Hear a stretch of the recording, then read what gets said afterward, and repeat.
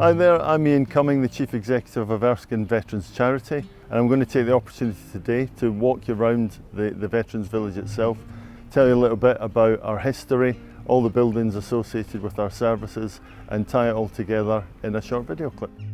Well, we're standing outside the Erskine home. It was the first one that we created after the main hospital building closed, and it's got 180 rooms inside it, an activity centre, it's got physiotherapy suites, speech and language suites and gardens for every resident to look out on. We're very proud of it. It's considered in many ways a flagship building and service here, and it's very much the centrepiece of the Erskine Veterans Village. These are our assisted living apartments.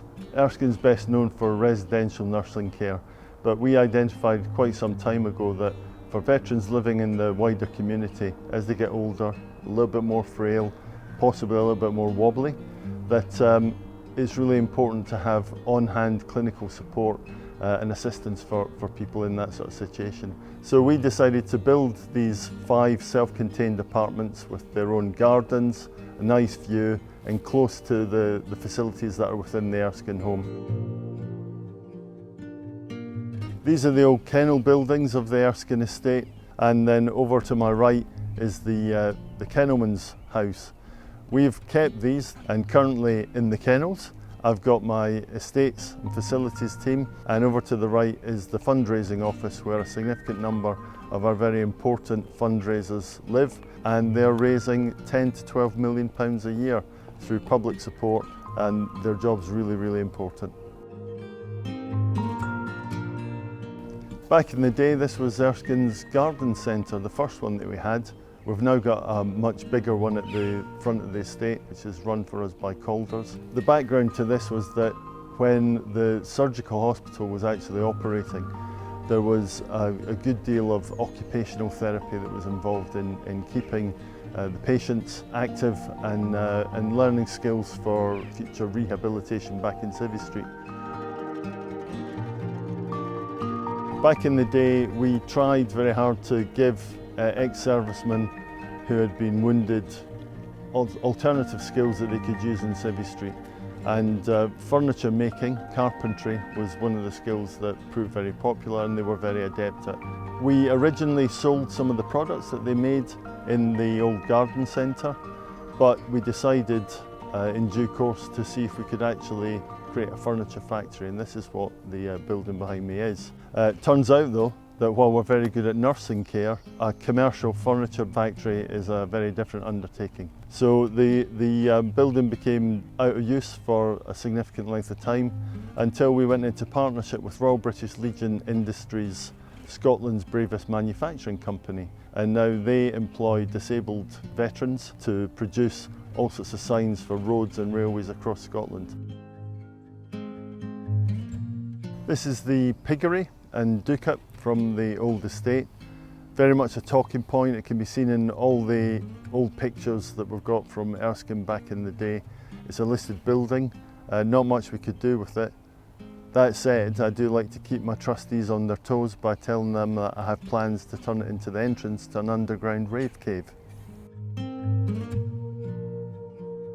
This is our Erskine Reid McEwen Activity Centre. It's 4 years old now as a service. We started it back in 2018 as a pilot because we'd become aware that some veterans living in the wider Glasgow and Inverclyde community were in danger of becoming socially isolated and lonely, perhaps as a result of bereavement, becoming older, more frail, and these can all combine to really lock people in their own circumstances.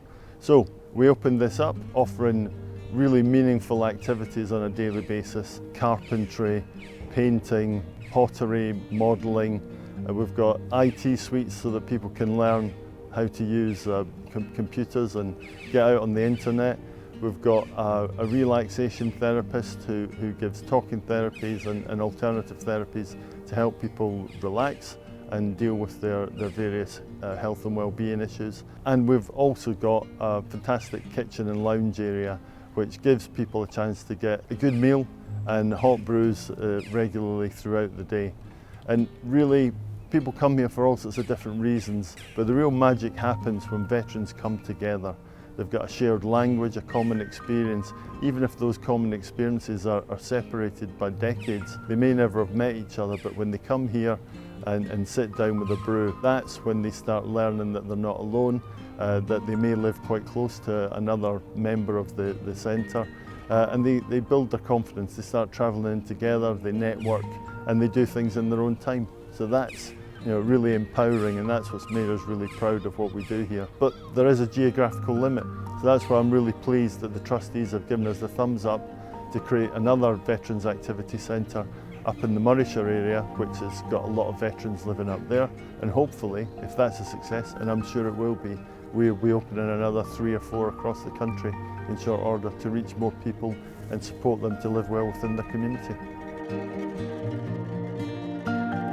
This is our transitional support accommodation, 24 ensuite apartments at an affordable rent. We decided to build these because we support the Defence Personnel Recovery Centre in Edinburgh, at our Gilmerton home, and that's there to help service people recover or prepare for discharge from the armed forces. So we created the transitional support accommodation, which comes complete with mental health support workers, and the intention is to give them a safe harbour for 6 months to 2 years, during which time they can prepare themselves for long-term employment and accommodation in the place that they really see as being their long-term home. This is the site of the original Erskine Hospital, which was originally known as the Princess Louise Scottish Hospital for limbless sailors and soldiers. Within Erskine's archives, we've got lots of pictures of wounded soldiers in uniform and nurses in their starched aprons and hats, sitting in the Nightingale type wards that were formed within all the big rooms within the mansion house. Very old-fashioned look, but that was what the veterans seemed to like. They were sitting together, speaking a common language, talking about a shared experience. I guess that veteran magic thing that we attempt to unlock at Erskine all the time. The building now is the Marhall Hotel, a 5-star luxury spa resort with golf course. All the land around here used to be ours, but as part of our transformation into the state-of-the-art care home, we sold off some land and the main building, which bolstered our reserves and gave us the opportunity to make sure that the provision for veterans in this part of the country really was state-of-the-art. One of the great things about Erskine as a nursing home is the space and the greenery that we've got surrounding us. Here in the Veterans Village, we're at the start of the Woodland Walk, which is hugely popular with members of ERMAC. It's very, very popular with residents of the park and Erskine home and with their families. On a sunny day, it's a beautiful place to be. You can hear the birds singing even now, but to have the sunlight coming through, dappling the ground, it's very peaceful, very recuperative. Behind me is the Veterans Retreat, which was created by Billy, one of our volunteers, a one-man army. In the course of just a few weeks, he dug it out, he made it accessible for wheelchairs, he put out the hanging baskets, he created water features. Billy's just one of many of an army of volunteers that we've got at Erskine, and we're so grateful to have them.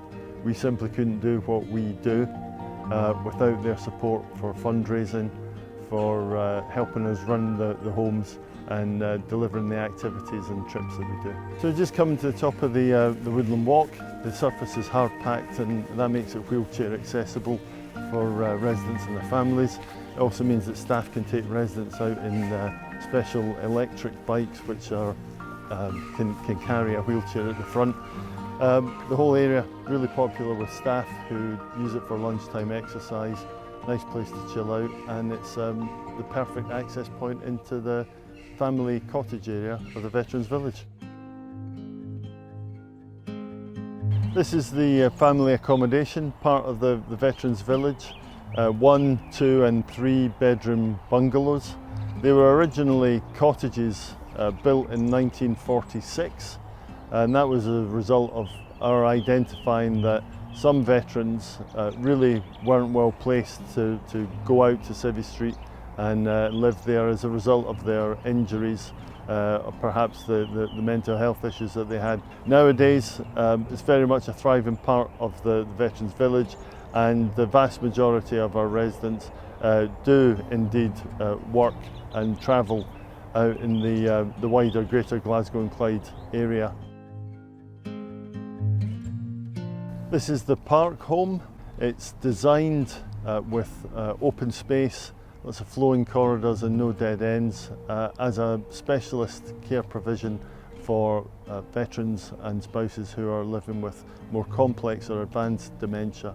The lessons that our staff here learn are passed on to the other homes and houses across the charity, to make sure that we're really delivering the best care and support for people who are living with these cognitive impairments.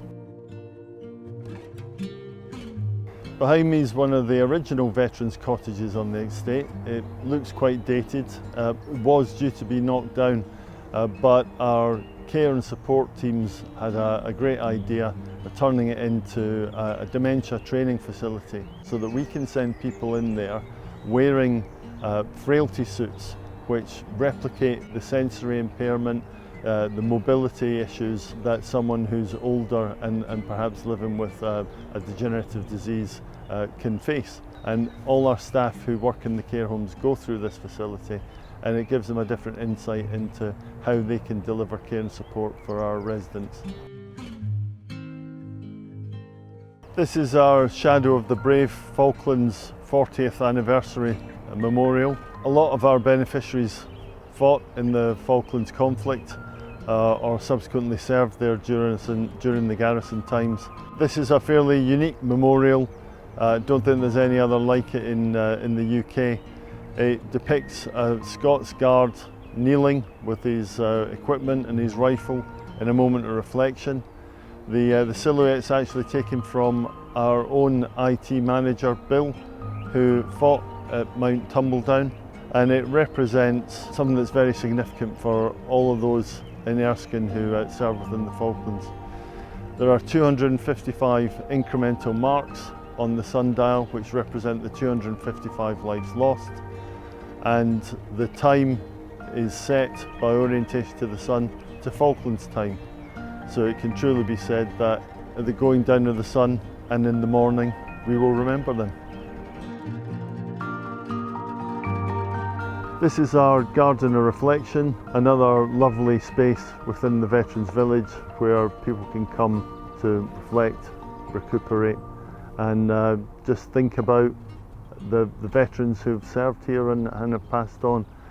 It was created in our centennial year, and very much the result of the generous donations and support that we get from donors all across Scotland, the UK, and indeed the world. Supporters will have placed plaques here to remember veterans who passed on in the Erskine homes, or indeed their loved ones who served and passed on in other conflicts. It's a really nice place to be, and I'd heartily welcome you to come and visit us sometime and see what we do.